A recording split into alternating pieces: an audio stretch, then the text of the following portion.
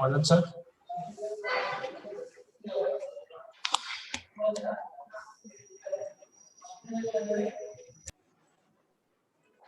Ashwita, you just take care. Come, take care my mobile.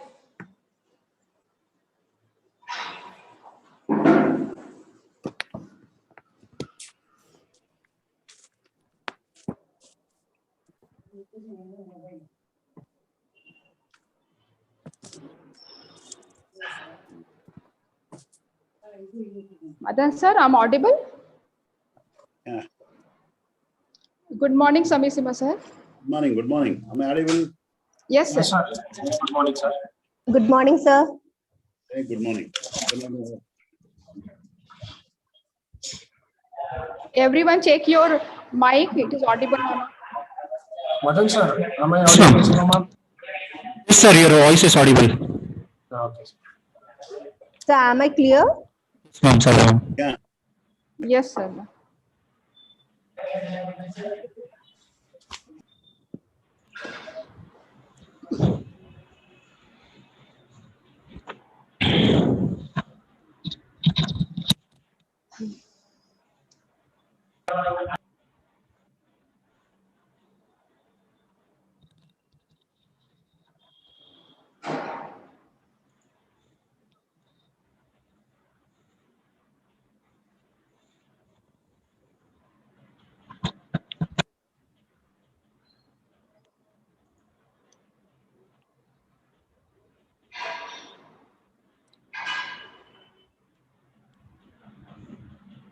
Good morning, Manna sir.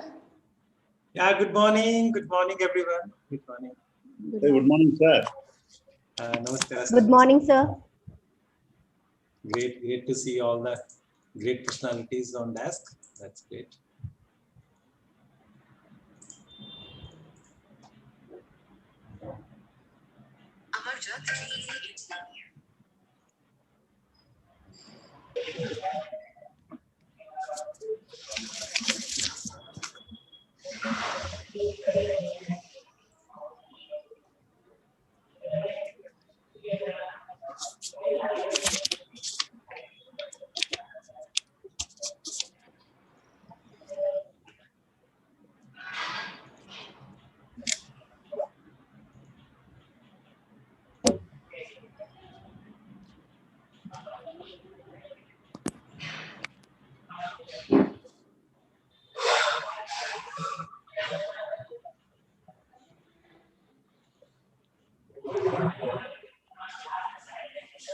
Morning, Chairman sir. Dr. Samir Simha sir. Yes, sir. Good morning, sir. And Dr. M.S. Manna sir. Very good morning. Seema ma'am, are you there? Hello. Seema ma'am. Are you ready? Yeah, good morning, sir. Very good morning. So, your video. Madan, is my position okay on the video? Yes, sir, it is fine. Okay, thank you. I'm not able to see myself. That's the reason. Then, Manna sir. MS Manna sir. Manna sir, your mic is off, sir. Yeah, good morning. Good morning. Okay. Thank you so much, sir, for being with us. Thank you. Thank you very much for inviting me on for this event. Chairman sir is also on the board now. You can see him. Dr. Samir Simha is a noted educationist, a teacher's teacher. That's what we call him. Oh, you know, the great mentors are always very, very much respectful. Sir, Chairman sir, Manna sir, you can. I said namaste to him. I'm very happy to see him. Namaskara, sir. Namaskara. Namaste. Samir Sima sir, Manna sir knows Kannada also very well. I'm very, very elated now. Yeah, he I'm glad. speaks Kannada ಬರ್ತಾ also. ಇದೆ sir ಸ್ವಲ್ಪ ಬರ್ತಾ ಇದೆ ಇದಕ್ಕೆ So the only similarity you find between me and you is Sima. Huh? Sima, I cannot speak Punjabi, but I can speak a little of Hindi. Commonality is his education and our name Sima. Because you are Singhs. Yeah. Borrowed from you, the lion name. Yes. You are Mr. Real.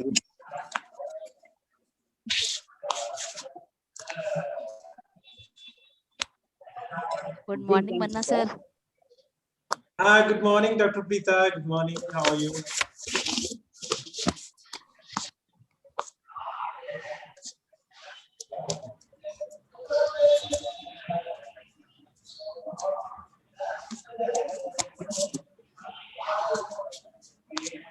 Good morning, Dr. Gagan. How are you? You are muted. You have to unmute yourself first. Good morning, sir. Yeah. I'm good, sir. How are you? Yeah, I'm good. I'm good. Nice. Good morning, Gagan ma'am.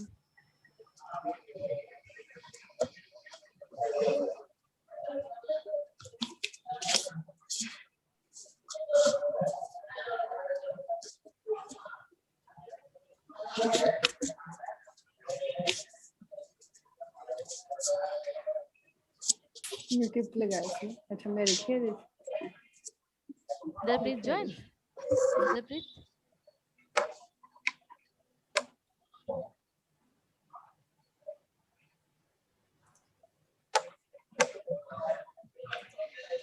Hi, Inderpreet ma'am joined. Good morning, Inderpreet ma'am.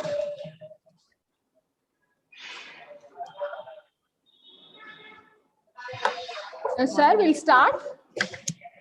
Raghu Wait. sir. Yeah, it's 10:30, and if you feel that we can start, we'll start. Yeah, we can start. Manna sir, we can start. Yeah, Can you- please go ahead. Please. Am I audible, ma'am? Yes, sir. Can we start? Yeah, yes. Sir. Respected dignitaries, respected chief guest of the today's session, respected panelists, respected chairman sir, and my dear faculties and participants. A very good morning to one and all present here. I am Assistant Professor Chitti Babu, Department of Commerce, SSAMC, and I feel privileged to welcome you all on behalf of Silicon City College of Management and Commerce to a panel discussion on a roadmap for excellence in higher education.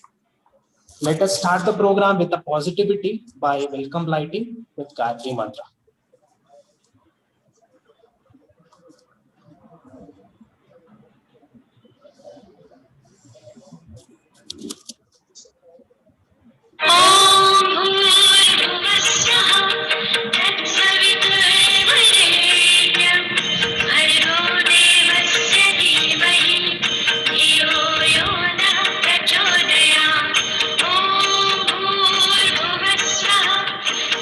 Thank you.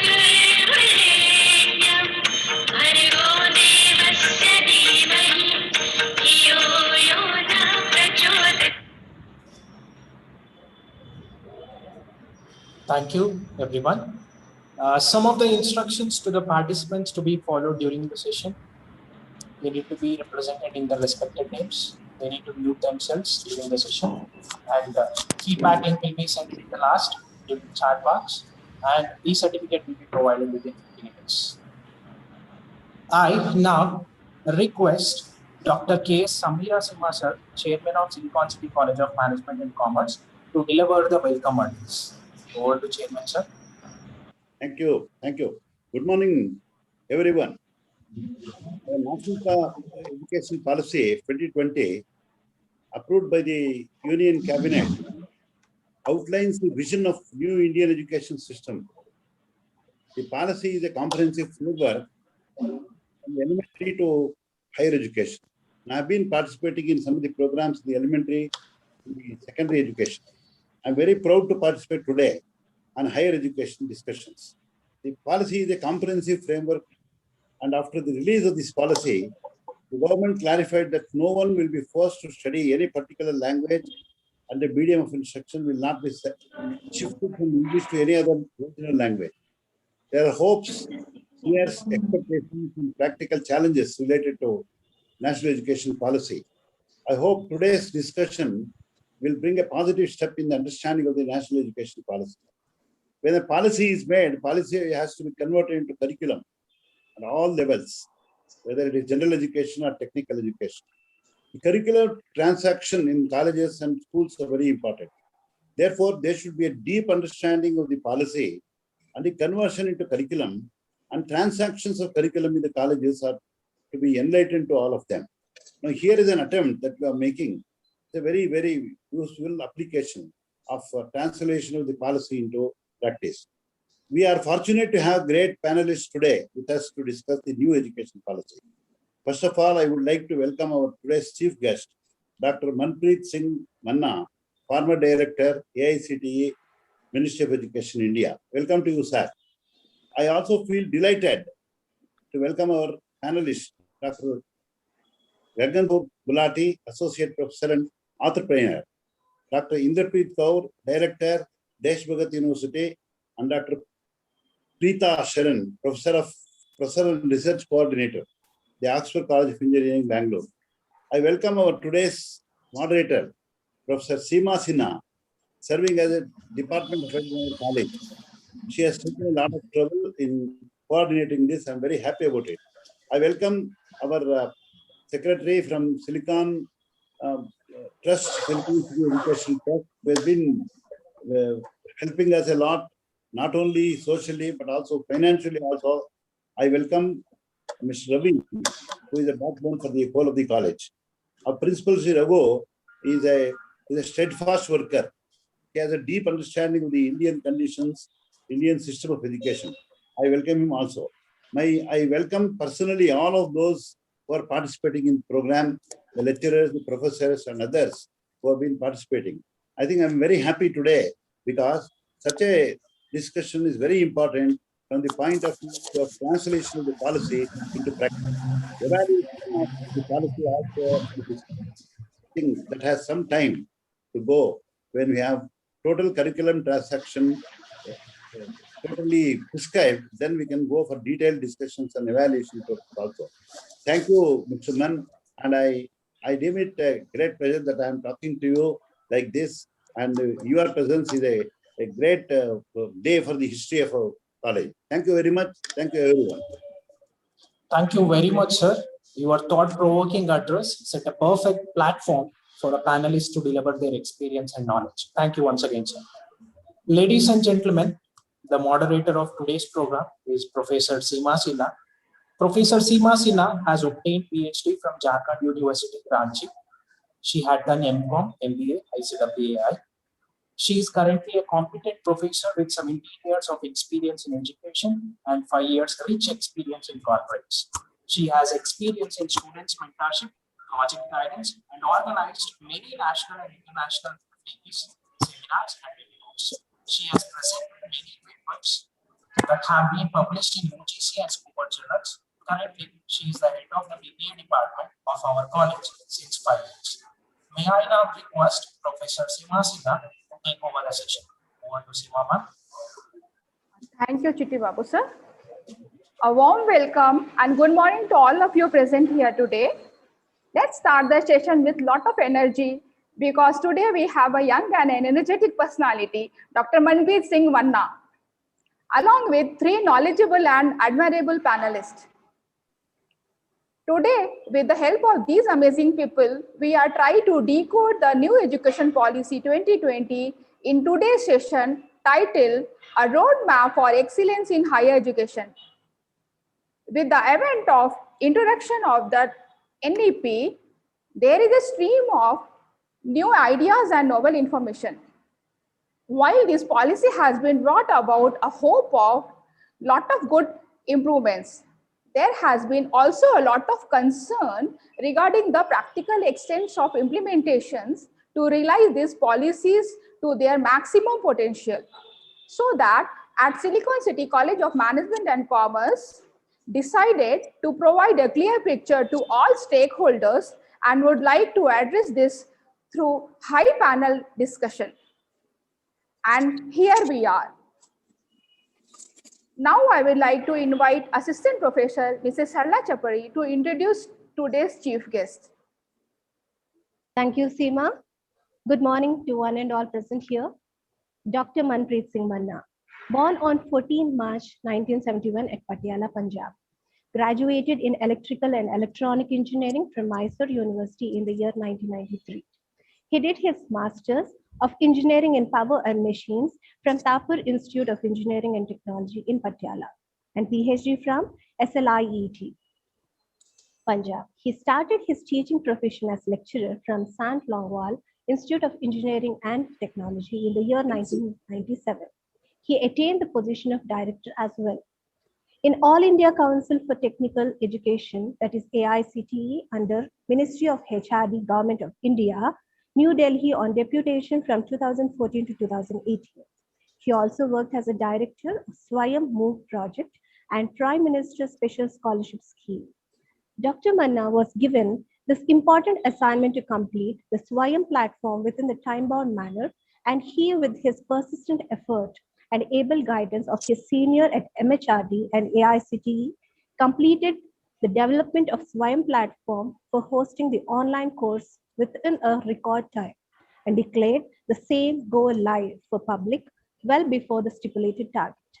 Dr. Manna received the Commendation Award from Shri Pranab Mukherjee, the Honorable President of India, during the launch of Swayam platform on 9 July 2017 for his pioneering and outstanding contribution towards the development of the platform. Dr. Manna has elected as a president of CEGR Core Committee for 2017-18. Apart from the Commendation Award felicitated by former Honorable President of India, Dr. Manna has been conferred with the following award too.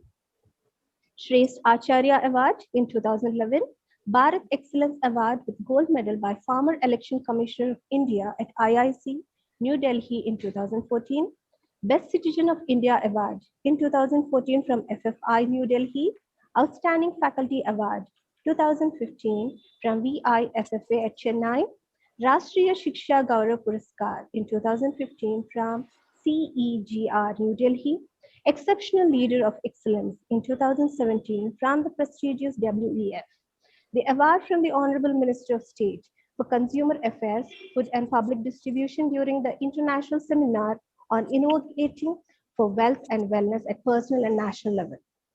Innovative Policy Maker Award 2017 from New India GESA India.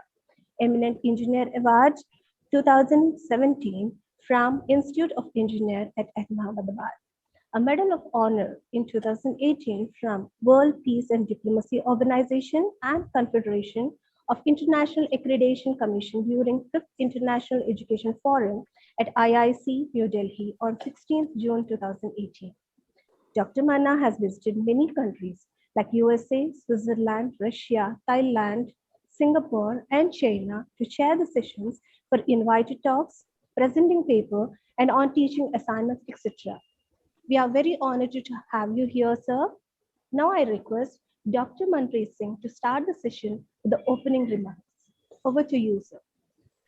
Thank you. Thank you very much. Such a exhaustive biodata you have read before the participants, the authorities of the college. Although I'm a very simple person, I'm just a teacher, but thanks a lot to giving this great honor. I'm really grateful to the honorable chairman of this college. I am really amazed by your profile. Thank you, sir. Thank you very much. Behind that, I So, respect them. thank you very much to the very honorable chairman of this college. He's so belonged, he's so humble and grounded person who himself is present here at the beginning of the program, and he given his blessings to the whole staff and the organizers too. And it is very important to motivate the staff and the complete faculty fraternity. When the head of the family comes and they pat on your back, then you feel like you are in the right track. Thank you very much to the honorable principal of this college who given the very single shot approval to Dr. Seema whenever she went to get this kind of opportunity to serve, because when she called me, I said, okay, you check with your authority. Said, no, sir, our principal, our chairman, sir, are so positive, so energetic. Any proposal we'll take, they will say, please go ahead. Kuch bhi karo, acha karo, as you do always. So I'm really thankful to them. And of course, the special thanks go to the today's core organizer, Dr. Seema and team. I could see here Chiti Babu, I could see here the great, the orator, she just read my biodata, and many more faculty members, though have done directly, indirectly to make this event successful. Because it is our own event.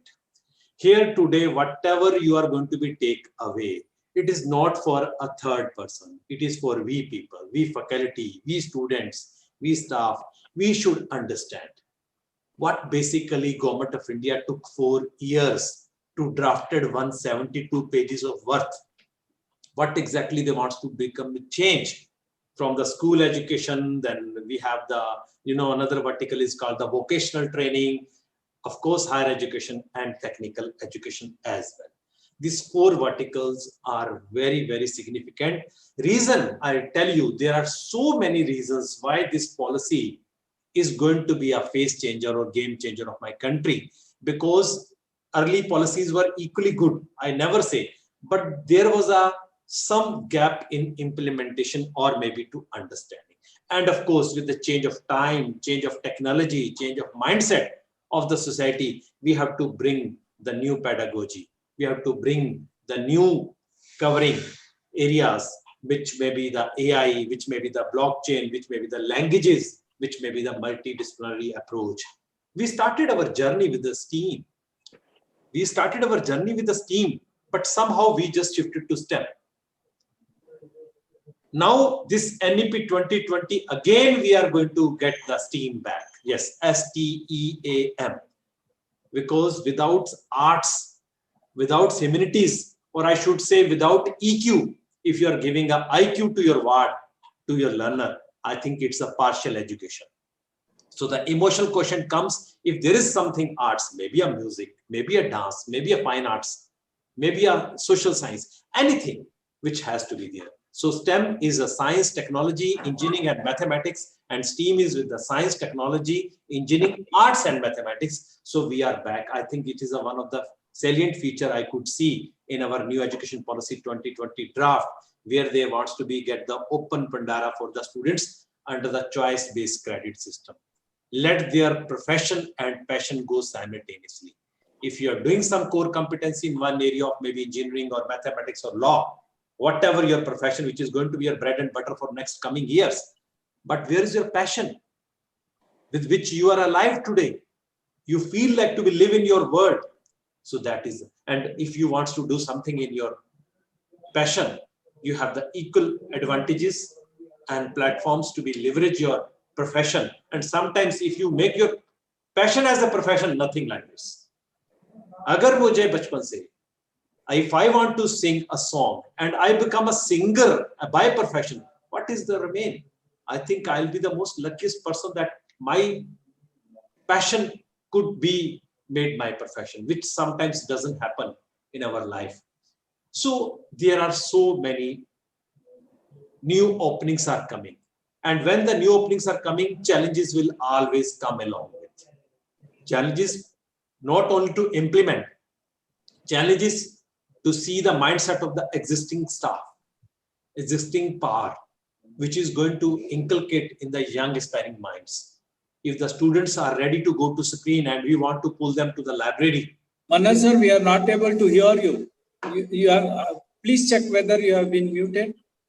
No problem. We are hearing. Yeah, Sir, it is very clear. Yeah, it is very clear. Okay, Yes, thank you. clear. Thank you. Yeah, that's what I was. My gadget says I am clear, but anyhow, if some message comes, maybe the packet loss at your end rather than my end, it happens. It's a bi-directional things. कभी आपके घर में बरसात कम होती है, कभी मेरे घर में कम हो जाती है, तो it happens. You know, it's always happen. So, what basically I just want to bring over here, look into the opportunities is a one part, and addressing the challenge is the most significant part.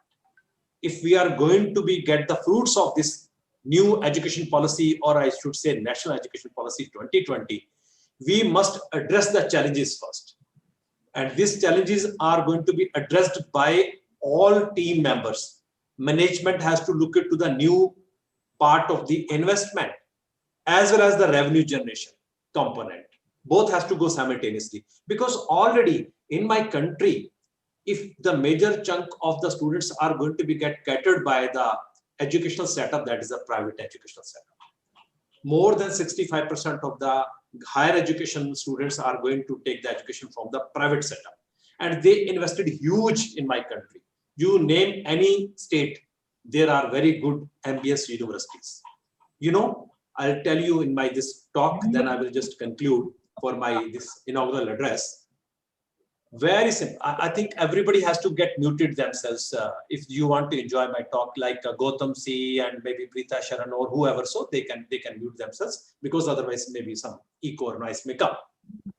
Thank you, Gautam C. Yeah, thank you very much.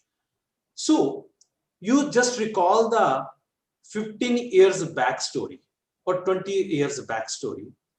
Parents were intent to send their kids in a public and private school. Yes, they were not interested to send a ward to a government school.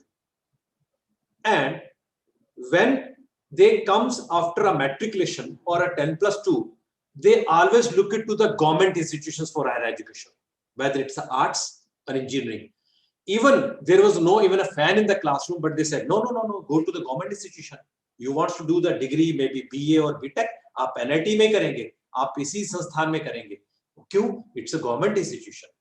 Why? Because your degree will be safe and secured. That was sort of mindset, you know. That was sort of. Now you see the reverse cycle. It's happening. You may agree with me. Now parents are not investing for the private schools, because equal investment is coming with the private schools. They are asking in lakhs, you know, for the admission. They are asking lakhs in the fees. They said, let this first year basic foundation be in the government school, because now government schools are doing amazingly. Same time, when you will come out from your +2, I will prefer to send you in a private system. Let the private university or private college, because they will look after your complete grooming and of course placement. And you will get the very good equipments, the faculty, everything. And then I will invest. Of course, the government fee and private fee cannot be compared, because government is subsidized and private has to be self-sustainable. And we do agree with this. And we must agree for that. So they say, no, what I saved in last 10 years by sending you in the government school, and you have a foundation, because earlier what was there was a big burden for this, because private schools means they have the different curriculum of methodology, although it's a good. I never say the private schools are not good. But in the government schools, you have at least a lighter way of learning and teaching, and let the students to do the miracles when they will come to the higher education sector. Why this reverse has come? Because our institutions, higher education institutions and universities, they given the ambience, they given the quality, they given the right roadmap to the learner to become and take your next cake of your life. That's right. That's what. Now the government already created a HIFA, that is the Higher Education Funding Agency. And I must say here very proudly, in NEP 2020, it's a clear-cut heading given, private and government institutions are at par.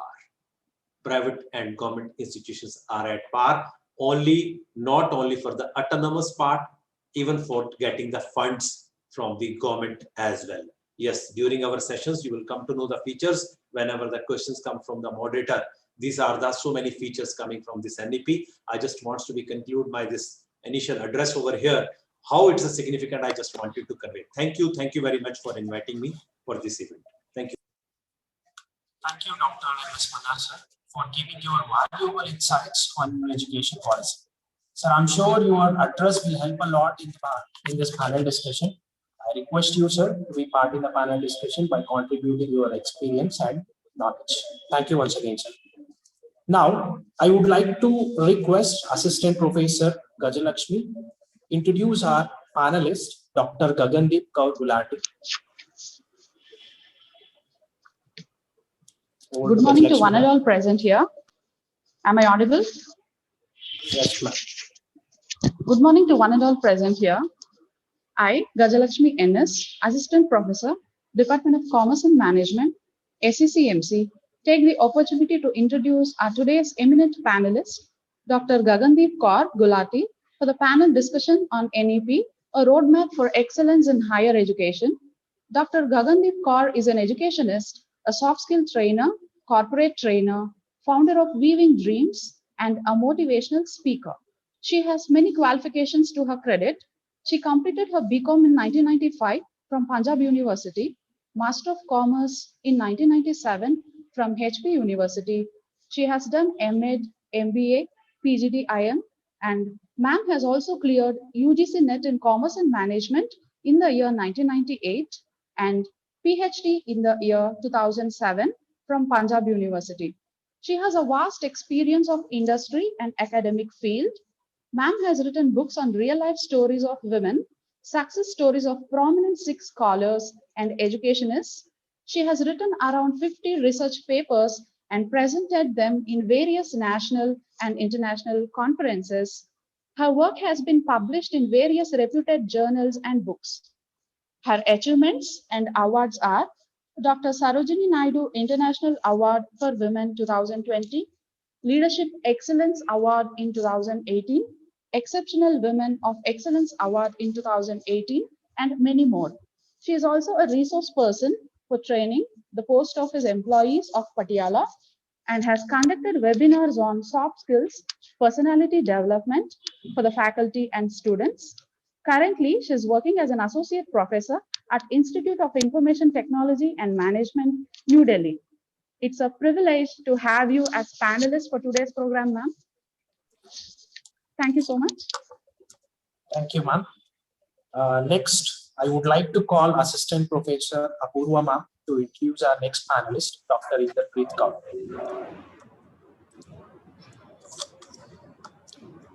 Over to Apurva ma'am. Thank you, sir. Good morning, one and all. I am profusely delighted to take the opportunity to introduce our panelist of the day, Dr. Inderpreet Kaur. She has versatile experience in the areas of research, education, and administration. She has completed PhD in performance modeling of hybrid fiber amplifier for DWDM systems in 2014. She is currently working as professor and director engineering at Desh Bhagat University. Her prime areas of interest are optical fiber communication, renewable energy sources, electric vehicles, and electrical machinery. She has significant contributions through various approaches, such as directly supervising PhD students. She acquired a grand total of 31 patents, 11 of which have been published, and she also published over 50 international journals. She is a member for national and international bodies. Senior member, IEEE, International Advisory Panel for Malaysia, Technical Scientist Association, member Indian Electrical and Electronic Manufacturers Association, life member of International Association of Engineers, the Optical Society of India, and many more. She is the reviewer and attendee of more than 42 international conferences and 40 national conferences. She organized different webinars, FDPs, and workshops across different institutes of Punjab and Haryana. With some long years of rich experience in education, she was appreciated by internationally recognized entities through awards of appreciation on the lines of Mother Teresa Sadbhavana Award, Rajiv Gandhi Excellence Award, National Mahila Ratan Gold Medal Award, and 4 times as Best Teacher Awards by ISTE Chandigarh University. The most recent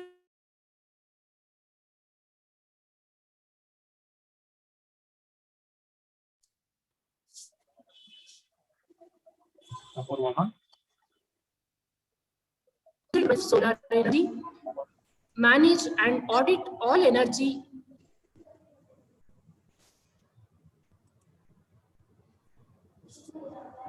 full ಏನು ಕೇಳಿಲ್ಲ. Ma'am, we are audible. My voice is audible, sir? Yes, ma'am. Yes, ma'am. It's audible. Okay, sir. The most recent venture she has adopted under her leadership is to create a supremely innovative smart campus at Chandigarh University. The endeavor has begun to incorporate the use of solar energy, manage and audit all energy sources, and build eco-friendly mobility systems utilizing e-bikes and e-cars. It is an honor and privilege for us, ma'am, to have you with us today. Thank you so much for joining us. Thank you, ma'am. Next, I would like to call Assistant Professor Archana ma'am to introduce our next panelist, Dr. Preeta Sharan. Over to Archana ma'am. Thank you, sir. Good morning, one and all present here. Education is the most powerful weapon which you can use to change the world. Dr. APJ Abdul Kalam. I am Archana M, Assistant Professor, on behalf of Silicon City College of Management and Commerce. With great pleasure, would like to introduce today's panelist, Dr. Preeta Sharan. She is a professor and research coordinator, Department of ECE and Oxford College of Engineering, Bangalore. Dr. Preeta Sharan has completed postdoctorate studies from IIT Kharagpur and PhD from IIT Banaras Hindu University.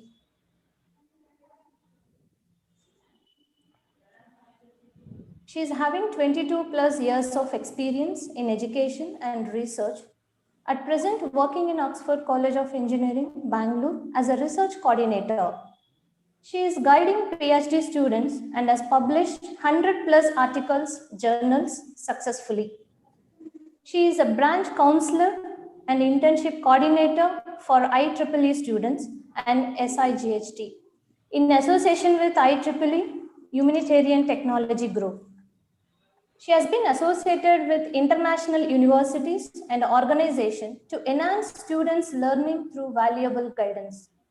She has authored textbooks and delivered funding projects for prestigious agencies like Naval Research Board, DRDO, India, IEEE USA, and Government of Karnataka, AICTE, RPS at national and international level.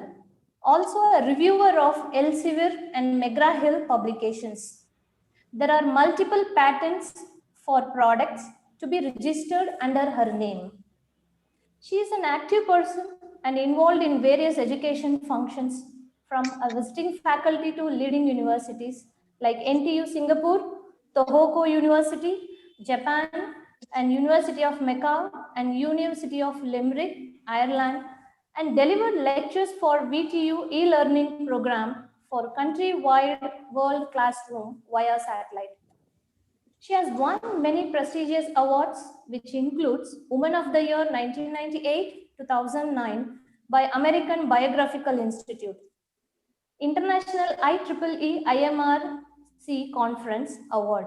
The last award was in recognition for the best computer device designed concept for physically disabled person. Once again, I would like to welcome you, ma'am, to today's NEP panel discussion. Thank you. Thank you, ma'am. Ladies and gentlemen, may I now request Professor Seema Sinha to take over the session. Sinama, over to you.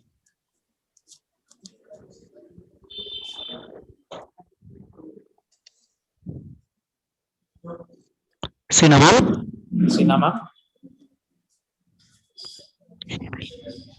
Yeah. Can you please on your mic? Yeah. Yeah. Let's start the panel discussion.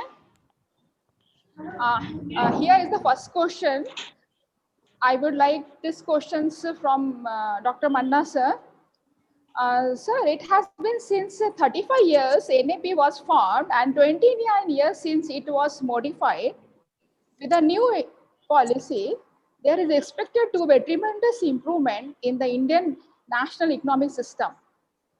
So what transformation will be expected through this new education policy, sir? Yes, it's really a very good question because, when we started our journey post-independence, we were at the verge of what level of GDP? Just recall. What level of manufacturing? What level of road conditions? Because when they entered in our country, and it was like, Sone ki chidiya, 25% GDP, just imagine. And when they left, it was less than 2. It means at that time, we were focused first to our primary education, to make sure that everybody should get roti, kapda, or makan. That was the prime thing. Gradually, when we are at that position today, that most of our brothers and sisters, they got their, shelter, they got their different other means of living, then it is a time to become a great master in this world with the technology. That's why this policy has to become, and with the change, drastic change, to bring the new technologies, which is going to be boom the not only economy, but also to stop the brain drain. If our youngsters, although they are very sharp in their mind, they have a very courage to do something, but if we will not provide them the proper curriculum or maybe a platform, then they definitely go abroad. But it is a fundamental right. They can. So this policy is going to cater all kind of needs to appetite them here in India, bringing the internationalization concept over here. Let the international universities to come and bring their technology, what exactly they want to be served to the Indian students, but on Indian soil. So automatically, when we go out, means our fund goes out. And when we are bringing the technology here or bringing this kind of concepts over here, of course, we are going to have more fund generation in our country. So it is directly linked with our economy boost, and we are going to make our economy rich. In that sense, we want to bring this kind of edge-cutting technologies to be the part of the higher education system of our country. Yeah. Thank you, sir. Mannaji, if you can permit me to respond here. Recent RTI, last year RTI has revealed that around 6,000 crore rupee of UGC funds have been sent back to the central government, non-utilized. It was non-utilized funds. So that is the case. How will that problem will be solved in the new education policy? Absolutely. Very, very valid point you have said. And these are the, pinching pins. The government have taken these kind of decisions. You just recall 10 years back, the private institution and university, they're supposed to get the fund, but how much? Until unless you get 12B status, you get the autonomous. And how many universities were there? Out of 900, and okay, I'll say very precisely, out of 256 universities, private universities, I'm talking the state universities, only 9 I could find at 12B status. And out of this 9, 12B status, how many faculties writing the research proposals? Now, with this policy, they are going to be open the gate irrespective of private or government. And recently, I can tell you from last 2 years only, under the Atal Incubation Concept Center, that is AIM, Atal Incubation Mission, even the private universities have taken a more fund from Niti Aayog as compared to government institutions, up to 20 crores of grant. Why? Because the government institutions, if the faculty is not courageous to do something, Director say, I want to retire cleanly. I don't want my pension should be stopped. I am not going for the purchasing. I am not going to the development. And the private institutions, director wants to do something because it's a career. He wants to show something to the management and the students. Then only he will be director. You know, there is a concept different. In government, there is a retirement, no hire and fire. But in private, if you are not serving properly, if you are not doing, then you will go. You just look at here. One of my co-panelists sitting over here, Dr. Preeta Sharan. If she could have been in the NIT, although she was selected in NIT, I think she could not have done this worth of crores of research. But being she is in the private system and being she is a passionate, she could bring more than one crore of research in the private institution, all from government only. Either it's a UGC or AICT or DRDO or CSIO, etc. That's what it is. The fund parking is a crime. We started PFMS, that is Public Fund Management System. Within a 3 months, fund will go back, and you will not get next time if you are not utilizing it to the right time for the right place. This is what the government is now awakened. That's the point. Yeah. Yeah, thank you, sir. Now we'll move to next question, sir. Yeah, next question I wanted to ask from Dr. Gagandeep ma'am. Ma'am, as we know that the countless years students have been studying subjects separately. Like a science student will study only physics, chemistry, maths, humanities will study psychology, history, and geography, whatever, like that. So the concept, they will make a concept clear, fine, but there is no confusion on that. But as per the NEP, do you think that transformation of higher education into interdisciplinary curriculum is required? Like mixture of the subject, like science student can study humanities subjects like psychology or history, it will work out in their career? Good morning, everyone, and thank you for having me here for this discussion. Yes, I really believe that NEP is going to help. Definitely, the students are going to be helped by this NEP because of interdisciplinary curriculum requirements, in the sense that now a student has, the student just has to select one stream at the moment, either it's science or it's arts or humanities or commerce. He may be sacrificing some of his, as just Dr. Manna mentioned, the passion is something that a student has a passion of doing something, but just because the parents many a times insist that if you choose this particular stream, then there are more employment opportunities available for you, or you may be able to settle well in doing a job or in entrepreneurship or something.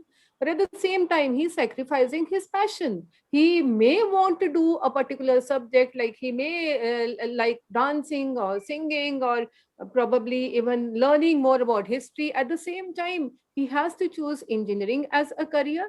But now what happens if he has been given an option to choose?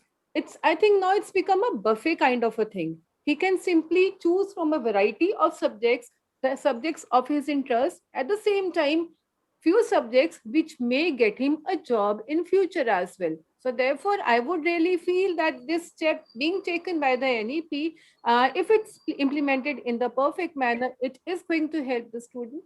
At the same time, I would also like to emphasize on the communication skills of the students. Many a times, just learning the subject, the communication skills, they take a back seat. Now, emphasis would be made on communication skills, grasping those skills. That can be public speaking, that can be becoming more aware about yourself, and so forth. So I would really feel that, yes, this step is definitely for the students. Ma'am, it's not like a jack of all, master of none. I would not lie. I would not say, what did I mention? I just said that probably now, along with what is interesting, what he is feeling interest in, along with that, he's also choosing something which may fetch him a good job also. For example, skill development. Now, for example, he is an engineering student, but I would feel he's passionate about singing as well. He's passionate about knowing the history of our country as well.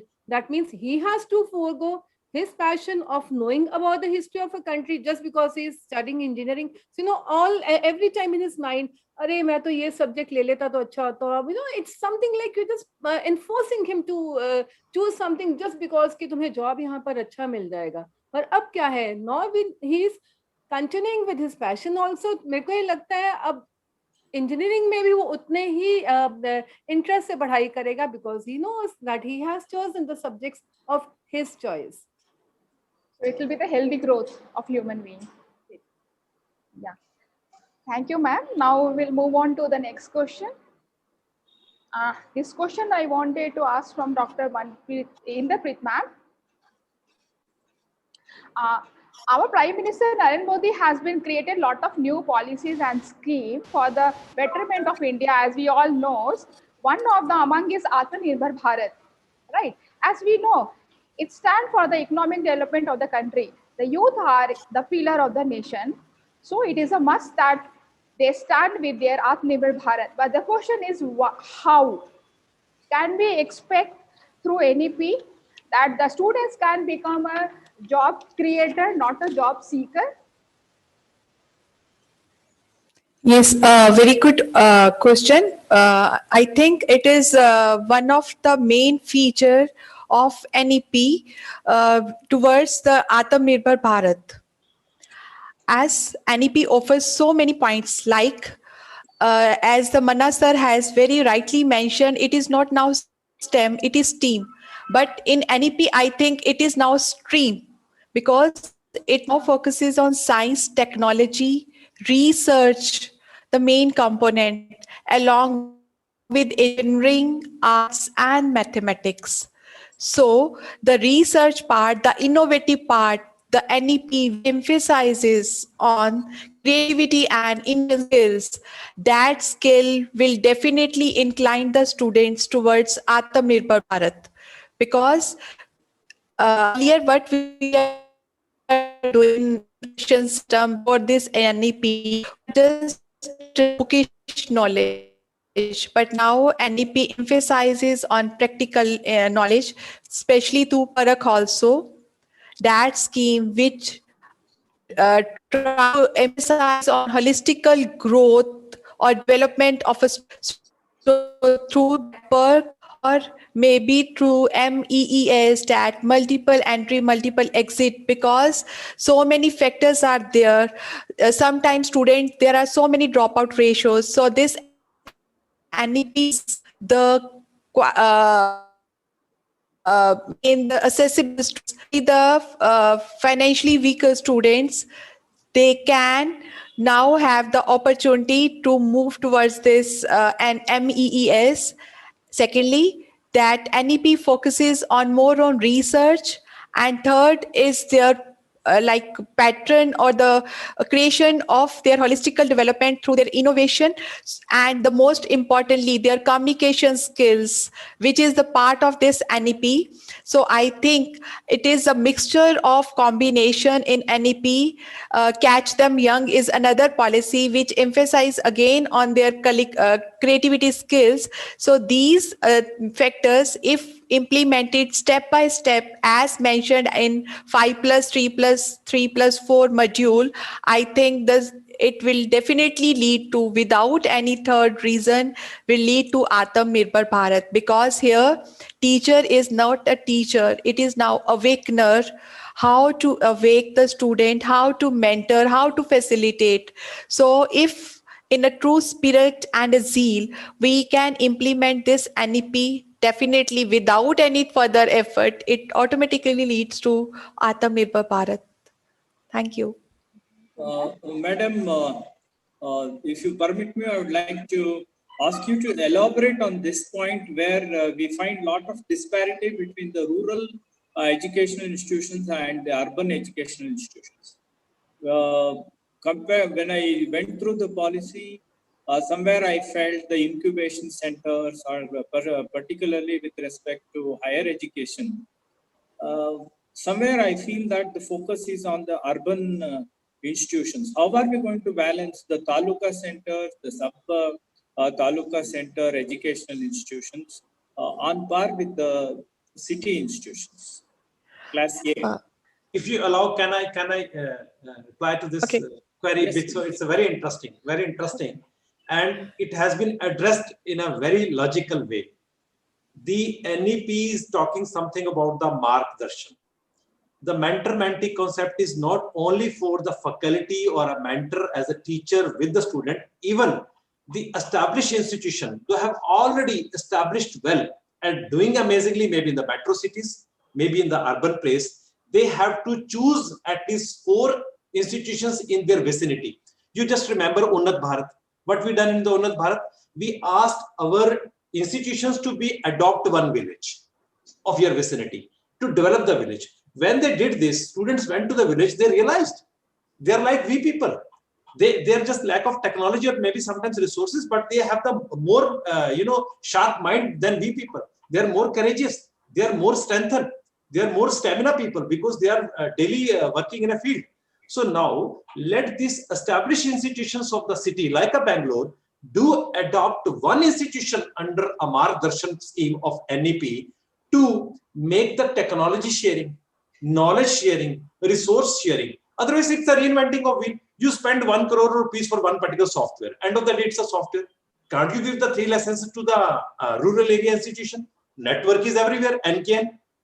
With this NKN, I think we are reaching, or through like this GeoFiber or maybe other kind of companies that are coming to give the institutions the complete fiber optics.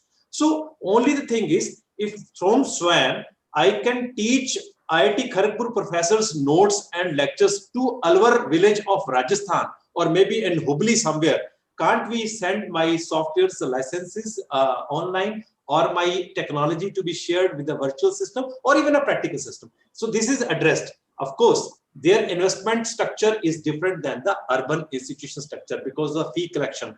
We have to charge very nominal fee from the rural student because they do not have the good means of paying the fee. So only thing is, it's the knowledge sharing, technology sharing, and of course your heart sharing. When the teacher of the Bangalore city will go and teach virtually to the nearby village like Hassan, although Hassan is now developed so enough. So at my time, I still remember Monday was even not that level of city when I studied, and today Monday is big hub of IT even I could see. So that's what, because that time somebody helped from Bangalore like Ramaiya or RV or someone. Now Bangalore College is the university in Bangalore, PS University. This is what, this is what change is going to be come. Thank you. Thank you, sir. Now we'll move on to next questions. This question I'm expecting from Dr. Preeta Sharan. There are a lot of ways we can help students in these days with their dreams, and these dreams may need creativity and innovative mind. These days, students yearly and have any interest, hardly they are getting interest in research and innovation. They just want to finish their study and they want a job. They are not spending their time in research and innovation. So how will develop our country in research sector and motivate the students for innovation and research? Yes. Thank you very much, Seema Sinha, for giving me wonderful opportunity. And correctly, you asked the question from the correct person because I am in Bangalore IEEE student coordinator for the internship. So, and obviously for whole Bangalore, if I am the coordinator, so for my college, or I am a coordinator. So what we used to do, I will give real example actually. So in our college, final year BTech student, they have to do some project. It's mandatory from BTU. So under me, 2 batches will come. Each faculty will get 2 batches of the student. I will take those 2 batches, especially I will guide them to develop the device which will be helpful for the humanitarian technology. Means it should be used. So what happened? 4 years before, we have developed a device for the person whose hand is not there. From here, hand is cut. How they will move the mouse? This mouse is there, na? How they will move? So we develop a device. The device size was this much big. This much big. So what we did, so with the this is engineering, so I'm not going to depth. So microcontroller was there, all circuit part was there, which we kept on the top of our cap. So full cap was, it was dangerous also, some electric spark and all. So what happened? But the main purpose was solved. Means without touching the touchpad or without touching the mouse, students were able to move the mouse. How? They were moving the head. The cursor was moving up and down. So cursor was moving up and down. Then eye blink sensor was there. So double click action, right click and left click of the mouse by clicking, by close your eyes for how much millisecond we have given in microcontroller, the this one. So you have to click, you have to close your eyes and open your eyes. So double click action was happening. You see now. So this student was very happy, and we applied for the student award, and they got lot of small amount of $800 from IEEE. So we were happy. What I did, I took this opportunity and I visited to Delhi Indian Council of Medical Research, ICMR. Now it is very famous. There I have shown this big project. I told, give me funding so that I can make it into such a small miniature size, but this much big. Today, I'm happy to say that we have developed one specs. Only you have to wear the specs. In the specs, every circuit part is here, and one small sensor is here. Just you click your eyes and double click action is happening. Now this is under the technology transfer also we have done. So the thing is, if you will create the interest in the student and apply for some funding award, students should get the motivation. So, and anyway, they have to do BTech final year project, or in your college, they have to do final year project. You select the area which will be useful for the mankind and humanity. This is the thing I used to inspire and encourage everyone. Everybody can do you can do some social cause. Because of, I think, pandemic, people are having lot of, so you can find out the problem and try to solve that problem rather than doing any other project. Why can't you select the which is directly related to the human being and mankind, which will make our society better? And in this case, I what Manna sir told, I am agreeing with that, that public private partnership is very much required. Little bit our student will do, we will do with the help of faculty, but funding is again a problem, because everyone will not have the funding.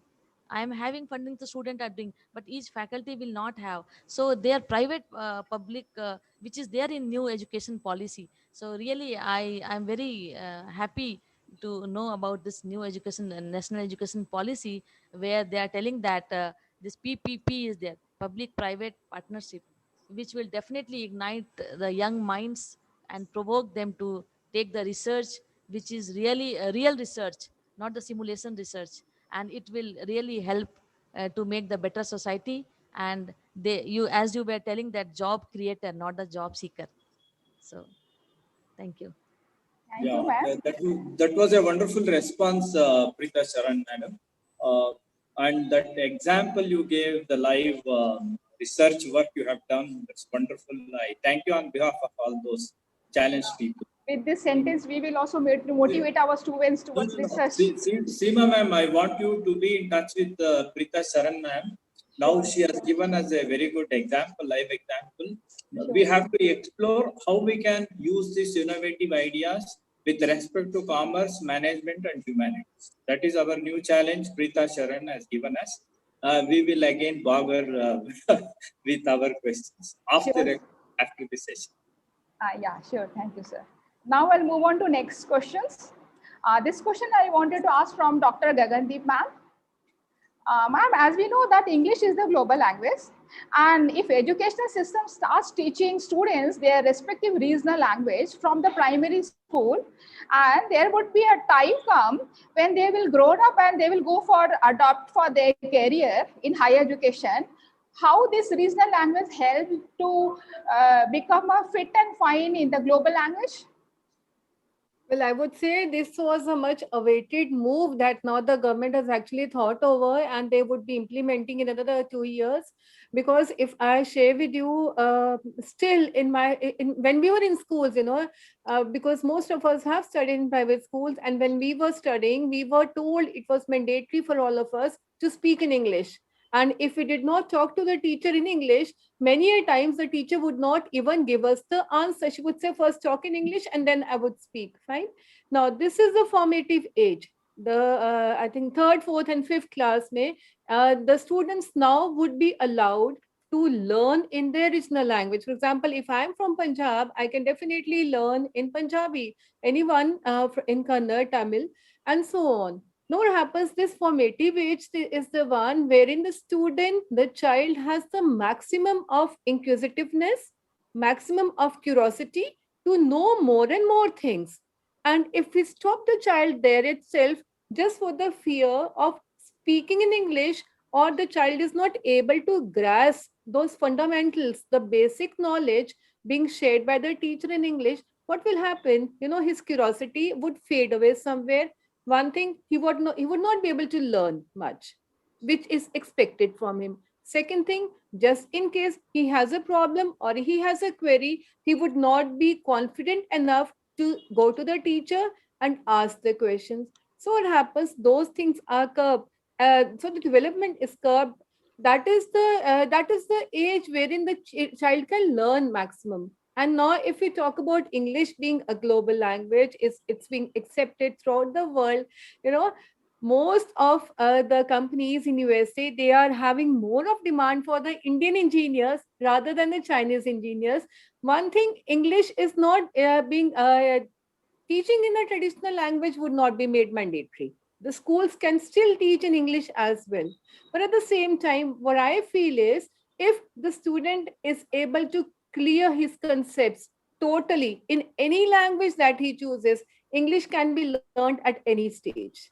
That's even the short-term courses can be done, but the fundamentals, the grasping of those basic concepts and conventions and rules, that is, I think, most important. Still in our college also, when many a times the students do not have the confidence of talking to the teacher if they have some queries. So leave aside the small children in a school. Therefore, I feel this move is a much awaited one, and definitely the schools should take and accept this challenge. Yes, ma'am. Sure. What you say? I would like to add something here, if you permit, in between, because it's a very interesting thing. I have my own life experience, which I would like to be shared here for 2 minutes. I ask everyone who's sitting over here, just put your hand on your heart and tell me, whenever you sleep at night, what language dreams you are watching. At least I am watching in Punjabi. At the same time, if you are going to be think something, अगर आप कभी सड़क पे फंस जाते हैं, कभी किसी जगह पे उलझ जाते हैं, तो आपके दिमाग में जो आइडिया घुसता है, वो आपकी मदर टंग में घुसता है. उस टाइम पहले आप ट्रांसलेशन नहीं करते हैं, नहीं तो चमत्कार का बलात्कार हो जाता है. उस टाइम पे आप ट्रांसलेशन के चक्कर में नहीं पड़ते हैं. I have to be very precise. I tell you the fact. I traveled myself 3,800 kilometers away after +2. I was a pampered kid in my family. मैं अपने घर से 3800 किलोमीटर दूर कर्नाटका एक्सप्रेस में बैठ के मंड्या पहुंच गया. The moment I landed in Mandya, and the very first Sunday, I just washed my head. I was in the corridor.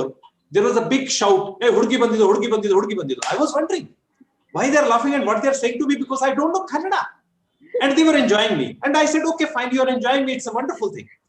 Then I realized, if I want to be stable in Mandya, because Mandya is not a Bangalore, it's a typical one place, and it's a place of the, very stronghold. Later on, I realized it's a very political hub. I thought, Manna, you want to survive here in a comfortable way, better you learn Kannada. I left my Punjabi guys and I stay in a hostel back to be having idli vada and dosa, and put my friend from Kadeka Rudpi, although his Kannada was very soft Kannada and Mandya Kannada is very rough Kannada, I know now better because I learned. And after 6 months, there was a catch. When there was a tech fest was going on, and they asked today evening, these guys are the regional language singers sitting in this row, and these are the local language singers to be sitting. That row was 20 students, and this row were 3 students to be singing in Hindi or maybe in Telugu. I sat in that row. Hey, come, sit there. I said, no, I want to be sit here. Please do enter. They said, he will make a laugh today to everyone.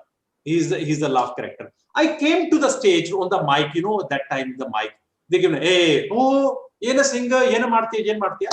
Simply, I just hold a mic and said, Vandu yaradu, muru nalku aidu eru edu endu abatu. That's it. After that day, till my last date of engineering, I was the most favorite guy for my principal, all my faculty, my technicians. They wanted to teach me in the lab, but they don't know English because they are diploma people. And they wanted to teach because this Sardar is very much sensitive and he wants to learn everything. He wants to complete degree in 4 years. He came with some vision to Mandya.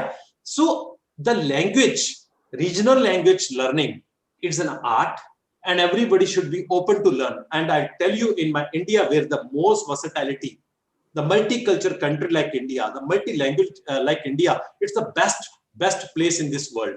You learn the languages you enjoy. You learn the traditions you enjoy. That's why बच्चे को शुरुआत में उसको regional language में बड़ा होने दे. उसके सपने बनने दें, उसके आइडियाज बनने दें, साथ के साथ उसको दूसरी रीजनल लैंग्वेज का एक्सपोजर दें। इंटरनेशनल लैंग्वेज तो वो बाय डिफॉल्ट सीखेगा ही सीखेगा, तो फॉर द सर्वाइवल वो सीखेगा ही। बिना इंग्लिश आप कहाँ रोटी खा रहे हो? You are not even at the house you say you want chocolate, say mama, माँ बोलूंगा, no say mama then you get chocolate. What is it? बच्चा माँ कहना चाह रहा है भावना से, तो माँ सुन लो ना भाई। So that's what now NEP bringing back this 3 language fundamental. If you want to resolve the local problem, first you understand the local language. Then you want to solve the national problem, then you learn the national language. It may be Hindi. If you want to solve the global problem, being a global citizen, then you come English. गोरों ने, अंग्रेजों ने अंग्रेजी थोप दी थी कि इनकी सोच लैंग्वेज सीखने में टाइम स्पेंड करेगी. They will spend time to learn English and they will not think something idea, because our GDP was 25%. Think of it. Think of it. It was implemented purposely. षड्यंत्र था ये. लेकिन आज we are equally. Still see the China. Any research paper you find in English? No. You will get Chinese. You can't translate even. That's why their research is with them. You can't make a vaccine. What actually the vaccine they have made it. Why no cases happening in China and we are losing so many of our brothers and sisters in our country? Because they are very pakka. So why can't we publish in Hindi? Why can't we publish in Kannada? It's a pure, we given a God gift the inscription. We should follow the inscription.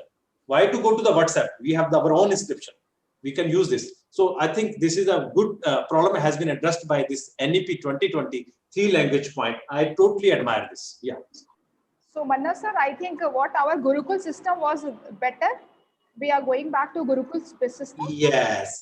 We want Gurukul, but tech Gurukul. People should not think that if I'm sitting on the ground that I'm ground in the technology. In technology, I'm a rocket.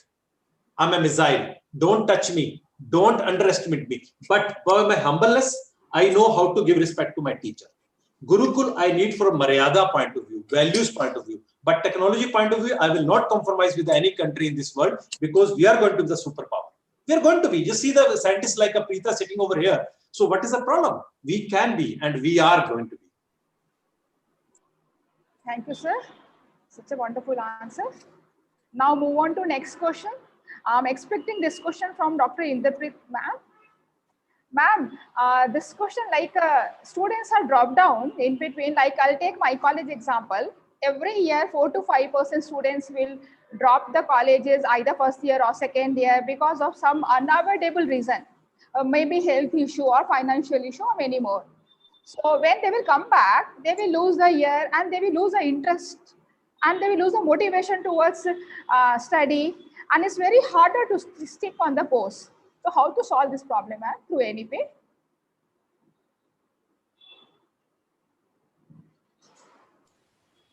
Yes, very relevant question of this day. I think the main NEP is focusing on to enhance this ratio, enrollment ratio by 50% by 2030. So the main feature which can help us to increase your enrollment ratio or to drop down the drop down ratio.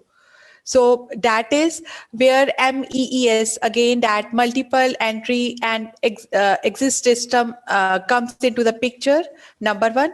Number two, I will explain these things in my coming lines. And the next is Meru, the next concept, education through the research in universities, multidisciplinary education and research universities. So these two concepts will definitely encourage the drop-down students to return to their mainstream education, number one. Number two, to enhance this enrollment ratio, which due to their financial conditions or maybe due to their any family or medical reasons, they may not able to continue their jobs. So with this, because now if you can have that multiple entry, multiple exist system, the student can drop his or her education maybe at the certification level and rejoin the education after that. So there are 4 different layers of that completion of degree. And again, there is ABC of NEP. I think if I'm not wrong, that can also be beneficial to have, because sometimes most of the students, they dropped on their education, as discussed by all of us, especially by Dr. Gagan also, that they are not able to pursue their education in their field of passion. So sometimes the education, the field is उनको pressurise किया जाता है from the family point of view or from the peer pressure, so they are not able to continue with that job also. So there are so many reasons for dropping down the education. So but if we have that system that we can I can adopt my credit bank as per my choice, credit choice, so that will definitely increase the enrollment ratio and enhance or encourage the dropout students to select their credits as per their passion, as per their desire, irrespective of the pressure from the family or irrespective from the peer pressure. So I think this is how the NEP will help us. Yeah, If you ma'am, permit, if I would like to add something to this, if you permit. Yes. As just Inderpreet ma'am has mentioned that many a times there is it's a family pressure or something. So now I think NEP is going to help, because after now, as the graduation would be for 4 years, after 1 year the student gets the certificates, after second year it gets the diploma, then the degree and the research. Fine. Now what's happening at present, just in case after 1 year, for example, during graduation, after first year, especially the girls, many times after first year or second year, there is a pressure on the girls to get married. So what happens, that if the girl is a bright child, a bright student, she's actually in a dilemma. Family pressure is of getting married. At the same time, she wants to study further. Now, if she is not able to continue with the studies after 2 years, that means her total graduation, like it's a wastage at present now. So if this NEP is implemented, what will happen now? She doesn't have any fear. She can, after a few years, also enter back into the education and then continue her graduation. At the same time, many a times, there is a problem at home. For example, it's a financial problem at home and the student is not able to continue, because we have to think about the population at large. Most of the students who are actually not able to continue their education, underprivileged students, what happens for them? So if after first year of graduation, they get a certificate, now they have the certificate to boast of and they can get a job on that basis. After a couple of years, when they have sufficient amount of funds or their family problem is now a bit relieved, the student can join back. So I think NEP is going to help by helping the students coming back to the mainstream education after a couple of years or after a few years, when he's comfortable enough to join back. Now he doesn't have any fear of losing or wasting those 2, 3, 4 years of doing the graduation or leaving it in between. Thank you, ma'am. It was wonderful answer. Now move on to next question. This question I'm going to ask from Dr. Manna, sir. Sir, as I think this question expecting by our principal and management and all private institutions. What is the role of private management and private institutions in implementation of NEP? First of all, we have to remove one thing from our mindset, that we are the private institutions. This is, I think, the first ingredient of my NEP 2020. Reason is very simple. Even you spend a single penny on the land of country India, it's automatically a Rashtriya Sampatti. End of the day, each and every college and university in my country is based on trust, and trust is non-profitable. It means there is any kind of the profit mentality of any management of private institution in my country to be take something out of it. They want to be put on more. And this is what happening. They started from the 2 rooms of the one college and today there's a great universities. And they are enhancing their research, enhancing their volume of students, and of course the faculty growth, many things. It is an investment. When we talk about the investment, end of the day, they are investing with the all norms. They are paying tax, they are paying salaries, they are investing as per the new demand. Just look into the COVID. Before COVID, we were investing a lot for the library. We were investing a lot for the classrooms, like a smart classrooms, smart screens, huge investment till 2019. Now they again to the cycle. They are investing for the clouds. They are investing for the faculty to be get the gadgets to be teach at home. They are investing for the digital, content generation and e-classrooms and e-library. It means again they are in the cycle of investment. So that's why the government of India, they do recognize their services, their sentiments. They are asking every institution in our country to become autonomous. De-affiliate yourself from the one university. I'll talk VTU. Under your VTU, see how many colleges are there. VTU is in Bangalore. One college is from Hubli, one college is from, maybe Hassan or maybe Mandya. The local problem they do recognize, but they can't change the curriculum. Curriculum is designed and drafted at Bangalore. Although the good people are sitting, but how to be met the local problem? It means every institution, when they given this kind of autonomy, they can at least redesign, reinvent, relook it to the curriculum, and they can serve. Because one side we are talking about the choice-based credit system, that is a 20%. Now UGC given a 40% also. Just look at the couple of weeks, latest guidelines or a notification. So the private management, private institutions are at par with the investment point of view, with to serve the nation, to build the nation, to make a Atmanirbhar Bharat. So yes, government recognize their services. That's why they open the gates to be come forward, take a grant. Look at our pilot. We started triple ITs. What we were discussing here. Triple IT is what? PPP model only. Under this triple IT, we realized many triple ITs are at par to ITs. I'm talking about the triple IT Hyderabad or maybe some more. Where they are. End of the day, the triple IT model was the PPP model.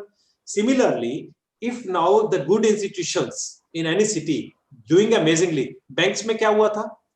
Any good private bank has been become a national property. Kya ban gaya? Rashtriya Bank ban gaya. It happens many times. Just see the 30 years back story. And now they are merger of banks.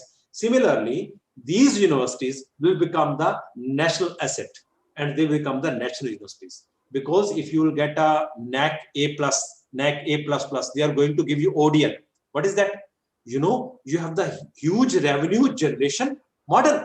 You are going to teach more than 1 lakh students, even not coming to your campus through this open distance learning.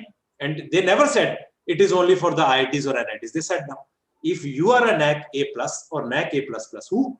Any institution of this country, NAC is applicable to private as well as government. Then you are eligible. So this kind of the barriers which were there, the mindset barrier, government people are very much good and private people are not good. And it is the reverse nowadays. Sometimes you are finding the government director is under the corruption case, but the private director is doing the research as well as the academic leadership. So that's why the government realized NEP 2020 says loudly and clearly under the bold that we are at par. So let the private management to come open hand and get a mutual interaction. You reach out to ISC Bangalore, you reach out to IIT, you reach out to IM Bangalore, sign MOU, bring their, some knowledge sharing there, technology there. You people are doing BBA. I sitting over here, you give me the one single step, say yes, or your principal or your honorable chairman. Tomorrow only I will write a mail, then we can start an integrated BBA that is with the IM. That is with the even your IM Bangalore or maybe the IM Ahmedabad along with IBM. IBM is open, Amazon is open. They want to become joint. So we can it. We can it. Only thing is we have to think out of the box. We have to come outside. You have to show your worth. You have to show your willingness. You have to show your courage. If private people will thinking, nahi, hum to private hai, hame kaun janega, hame kaun sunega. I came to your house today. Being from government, I came to your house today. So when I can come, anybody can come to your house. Anybody can come to your campus. So this is the role, the significant role of the private management, private institutions. Please look into the revenue model. please look into the funding model by the different government sectors, maybe state government, maybe central government, or maybe maybe UNESCO, or maybe different other bodies like WHO. Many are there giving the funding. You bring a project, you will get a fund. You bring a curriculum, you get a fund. So we have to just think out of the box. We need the mindset to be get changed. Thank you. Thank you, sir. Definitely now I will see my college future. You are the mentor of our college, not only for me. And under your guidance, our college will be flourish like anything. Now we'll move on to next question. This question I'm expecting from Dr. Preeta Sharan. How should the teachers prepare to contribute their best, prepare themselves to implement NEP? How we can signify ourselves to contribute in NEP, ma'am? This is related to the teacher. I think how should the teacher prepare to contribute their best? I will tell here. So what happened? How you can contribute in starting of my career? All answer I will give with my own experience. I was in Vemana College in Koramangala. Fine. So what happened? They told me I came from Patna, Bihar. They told, okay, you take the toughest subject because you are doctorate. So that time subject tough was electromagnetic theory. It is known as field theory, one subject full of mathematics. I told, okay, I will do. I took as a challenge.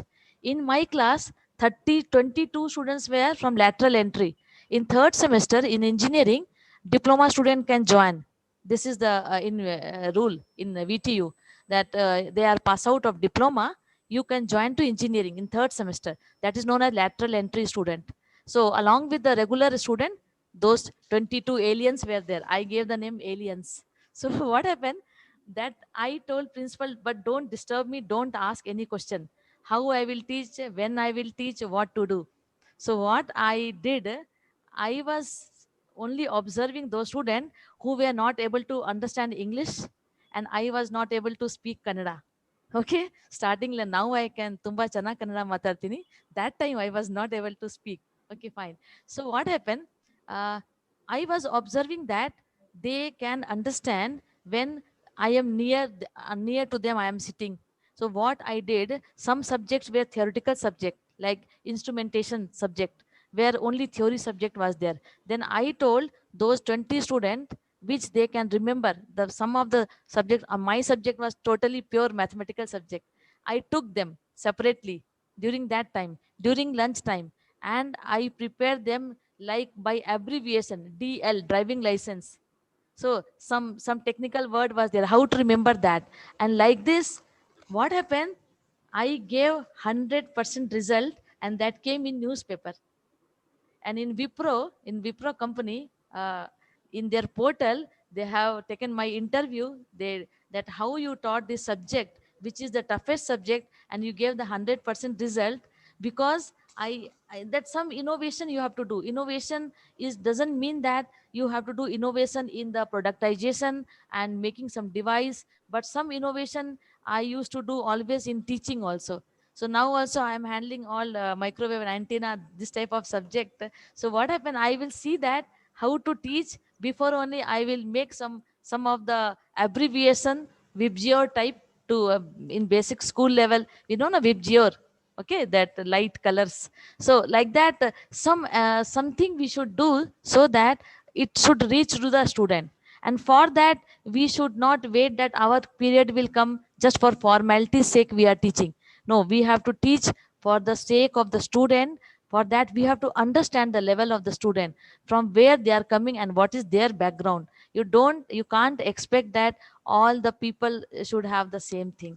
So I think every teacher will have that capability, but they have to go, little bit policy should be like that, you can do something and some free hand will be given. And when you will prove yourself, definitely I think all the management people will give the free hand if you will prove yourself. I think you all agree with me. Yes, thank you. Correct, ma'am. We need to be come out from our box. Yes. Yeah. Thank you, ma'am. It was wonderful answer. And now I feel I will end up this panel discussion now. I would like to personally thanks to all amazing panelists and Manna sir.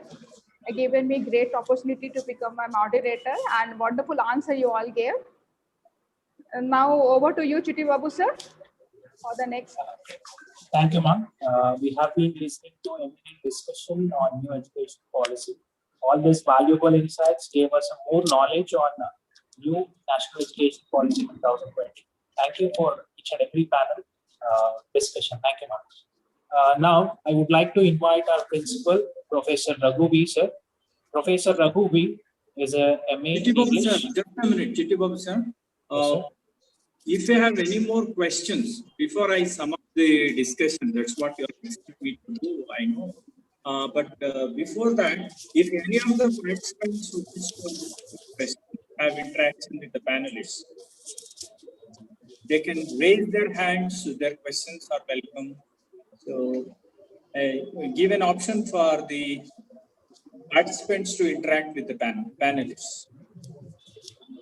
We will look after, sir. You can carry on your next. We will look after that chat box.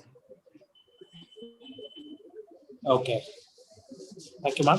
Professor Raghu B. is a MA in English, Kannada, and Sociology. Sir has over 22 years of academic experience, which includes 5 years of administrative experience.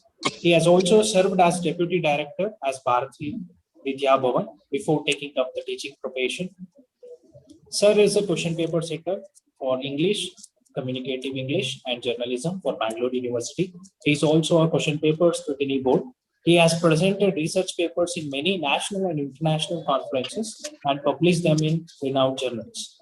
He is an editor of Viveka Hamsa, a personality development magazine from past 25 years. He is a very good translator, has done many translation works for reputed organizations like Bhasha Bharati, Ramakrishna and Bharatiya Vidya Bhavan.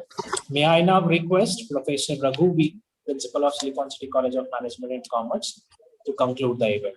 Over to Raghu, sir. Thank you, Chitti Babu, sir. Actually, it's not the conclusion. I would like to sum up what all the discussions we had today. And before I do that, it was a very pleasant session. The humility of all the panelists, their serious involvement in the total project.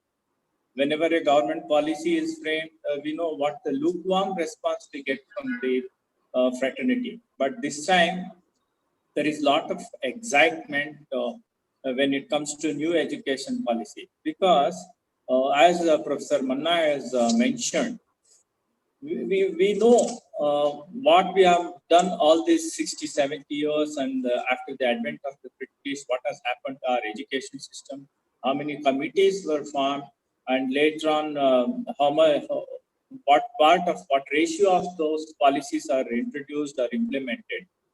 So when this new policy was proposed, I have attended a lot of conferences organized by the university and even the Rajya Jnana Ayog. I was fortunate to even participate as a member to a certain extent. Now, when everything is put into place, the policy has already been accepted, and now we are in the almost implementation stage, preliminary stages. Our institution, our chairman always has a broad vision. He is basically an educationist. So he encourages us to interact on these levels, build this institution on par with any major organization.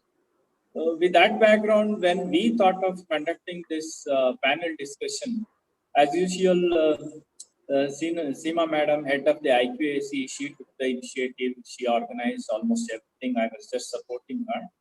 And today, when coming back to the discussion we had, I would like to sum up the points like this. Basically, we were discussing on the new education policy. What I like the way it was started, though he made a very short speech, Professor Samir Simha raised a very valid question. How are we going to connect the policy to curriculum? Because he's a teacher educator. He knows the practical aspects. We can speak a lot of theories. We can think of romantic elements involved with the new education policy.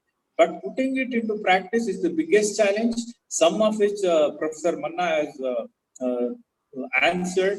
And during the course of many more such discussions, this is not the end, this is just the beginning. I'm confident that this new educational policy will look into that. Converting the policy to curriculum is the biggest challenge that we will face. And then regarding the highlights of this policy, the first question which Dr. Manna took, he said that the policy is a game changer. That the word I like very much, game changer, because at least before we retire or before we retire from life, we want to see that education, vibrating education, where students come out of the colleges as a solution, but not as a problem. They should not come out as question marks. They should come out with a lot of confidence, and this is a game changer. And one more important point he mentioned, EQ and IQ, they need to be balanced. Without that, nothing happens. I remember one particular incident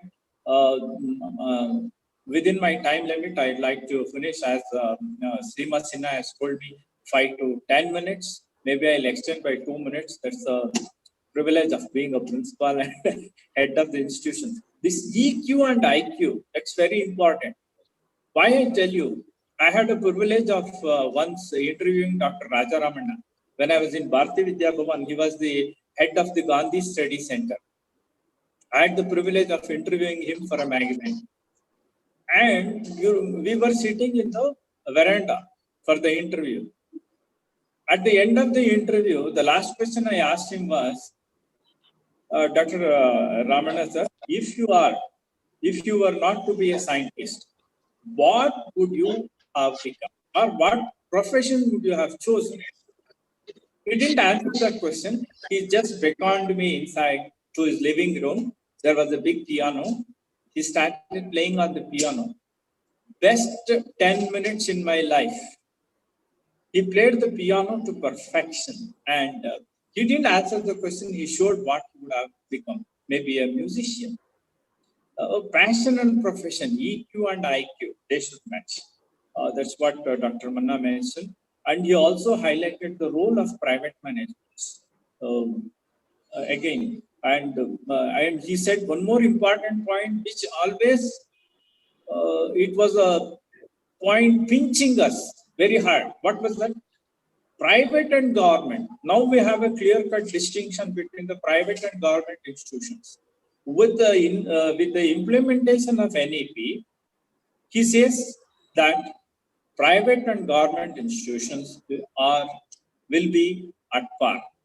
We are on par with any government organization. That will be achieved through this NEP.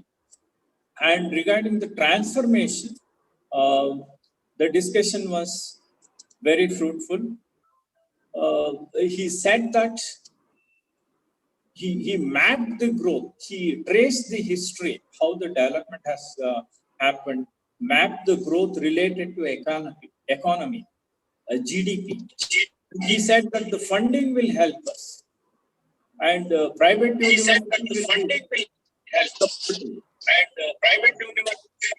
will be supported. Also, he said that there is an interdisciplinary curriculum which needs to be looked into. Now, what's happening? Current system is directly connected to employment. I think Preeta Saran or the other panelists made this point. The current system is focused on only employment. But here, she gave a beautiful image. She said, now with this new education policy, students are getting a buffet system where you can choose your subject, you can choose your, you can match your passion and profession. That's very important. Matching passion and profession. And one more point she mentioned, where they are going to improve the language skills of the students. Nowadays, as a head of the institution, I've been observing finishing school, soft skills. It's running into like a business. Many organizations, private organizations, institutions, entities are coming and approaching the head of the institutions, seeking their bit of cake part of monetary sharing also for training our students on soft skills. So with this new education policy, I think it will be imbued in the curriculum or in the structure itself. Next, our Inderpreet Kaur madam, she said how it's connected with Atmanirbhar Bharat. That's a very valid question. That's the dream, Atmanirbhar Bharat. The main point here discussed and mentioned was how the basic skills are connected to vocational training. See, new education policy will connect basic skills. The students will be taught to work on their skills already existing in them and connect them to the vocational training. And then here Dr. Manna quipped in and said that sharing. See, nowadays we are only teaching for our own students, but there are areas where we need to focus on sharing, sharing for the good of all. And through technology, that's one more important point. Through technology, we can reach remote areas, interact with those underprivileged classes, if you want to call them so. And then the next question was on creativity and innovation, how this new education policy helps in building this innovative ideas. Prita Charan gave a very nice example, a live example, how she took the challenge and made it into an opportunity. That was quite interesting. And here, the result orientation or the immediate effect we could see in the science subjects. But what about the arts and commerce? That we need to look into probably. If we had extended a little bit, we could have pondered on this question. Next, we spoke about the panel discussion was on role of regional language. Here, as usual, in all education policies, in all the reports submitted so far, it is well said right from even from Mahatma Gandhi's time, this discussion is on. Primary education should be in regional language. That we also agree. Even the basic psychology, Professor Samir Sima agrees as a teacher educator. Primary education, if it happens through regional language, the child will be able to conceive the idea better. It takes deep root in his psyche, and learning happens fast and strong. So ideas are conceived at that stage, primary stage. So the mother tongue or the regional language plays a major role. That's not a debatable question. It is, accepted and approved. And next, we discussed about dropped out students. How are we going to stop that? How are we going to deal with that? As usually, I have seen it happening across the table. Many bright students, particularly girls, they are sacrificed on the altar of marriage, if I am allowed to use that word. I've seen students who have scored 80, 90%, they are discontinuing. And one student this year, she came back. Though she became a mother, she wanted to continue her education, she came back. The present system is little bit watertight. It doesn't allow such things. Now with this new education policy, as ma'am suggested, we have high hopes for such students. That's a welcome change. One is funding. Students themselves, they can, if the college can support them economically, or if they can go for scholarships, which is again a part of NEP, where it encourages such activities, and passion connected to learning. That's one point of area. One of my students, he dropped out after first semester because his passion was photography. He has taken commerce subject, but his passion is photography. So somehow I tried my level best to bring him back, but he was very clear on his project. Suppose if I had an option to teach even him photography. In journalism, we have photojournalism, a subject. But in commerce, I don't have photojournalism, photography. So if you give an option to combine photography, commerce and management, probably that child would have been saved. So that way, this is a welcome change, and it was mentioned by our panelists. And last but not the least, very important question which was raised was the involvement of private management and private institutions in the implementation of new education policy. Manna was very clear, Professor Manna, Dr. Manna was very clear on this issue. Number one, he said, we encourage private management or private institutions to become autonomous. So when you become autonomous, you have a lot of powers in planning, in implementation, in awarding, a lot of things. But only thing is, probably the higher education ministry will be watching us. They will ensure the quality is delivered. And one more important point here is the grants. As I already mentioned prior to somewhere in one of the questions, UGC grants to aided institutions or already recognized government institutions. Sometimes they are not utilized or underutilized. But here the private managements will be struggling. They have ideas, they have got the enthusiasm to put their thoughts into action, but lack of funds. So through the grants, new education policy, and then he mentioned one more point. He said that every institution that has grown over a period of time is a national asset. Thank you, Dr. Manna, for using that word, national asset. So Professor Raghu, Professor Seema, Professor Chichibabu, the Silicon City College should become a national asset. That is what I believe. And we feel proud. So we have significant roles to play in the implementation of new education policy. That was a very heartwarming assurance from the top gentleman on the board. And he said that there was one more interesting point. You can collaborate. You can join hands. He said ODL, open distance learning. See, there are a lot of new things, new ideas we can take up and grow. Teachers, last question that Seema ma'am raised, teachers' preparation and contribution of teachers to implementation of NEP. We have a major role. Preeta Saran ma'am again gave a beautiful example how she trained her own kids based on her own model of teaching. That's the innovative model. That's the innovative. And NEP encourages such ideas. I have no words to thank all these professors, learned gentlemen and ladies on the panel today, because we had the privilege of listening to you. We had a lot of good interaction. I thank all of you for being a part of today's program, and thank my team, the management. Thank you for giving me the opportunity to sum up the discussion. Thank you. Thank you, sir, for your valuable insights on today's session. Now, I would like to ask the host to display the certificate of gratitude. And I request all the participants to turn their camera on. And the participants need to request to fill the feedback link. It will be there in the chat box.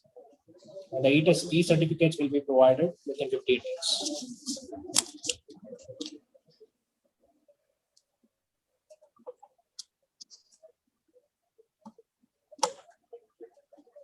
I request everyone to on their camera. There will be a photo session of.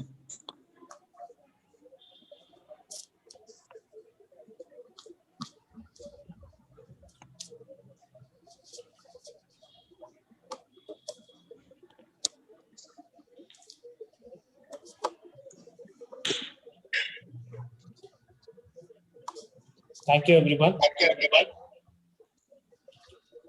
May I now request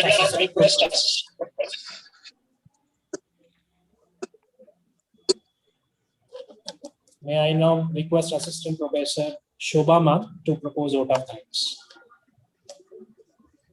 Good afternoon, everyone present here. It's my privilege to propose vote of thanks to all the dignitaries gathered for today's national webinar for the academic year 2020-21. First, I would like to express my thanks to our respected and honorable chief guest, Dr. M.S. Manna, former director, AICTE for accepting our invitation in his busy schedule and for his excellent leadership and making this webinar interesting and meaningful. Thank you, sir. I also thank Dr. Paramveer Gulati, Associate Professor and Corporate Trainer, for enlightening us with her knowledge and presence. Thank you, ma'am. I thank Dr. Inderpreet Kaur, Director of Engineering and Dean Academics, for her valuable insights. Thank you, ma'am. I extend my thanks to Dr. Preeta Sharan, Professor and Research Coordinator, Department of ECE, for her knowledgeable and informative thoughts. Thank you, ma'am. I also take this opportunity to express my thanks to our chairman, Dr. Kamirasima, Silicon City Academy, for his encouragement. Thank you, sir.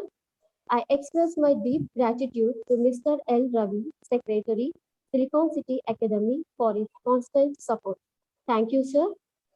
I express my thanks to our beloved principal, Professor Raghuvi, for his leading spirit and being an inspiration for all of us. Thank you, sir. I also thank Mr. Arun Kumar, Vice Principal, and Mrs. Seema Sinha, HOD of Management, for their guidance. Thank you, sir. Thank you, ma'am. I thank all faculties, technical staff, and participants for their involvement and cooperation in making this event a grand success. Thank you, one and all. Thank you, Shobha ma'am. Very wonderful session. Now it's time to end the session. Thank you everyone for making this panel discussion successful. Thank you. Have a good day. Jai Hind.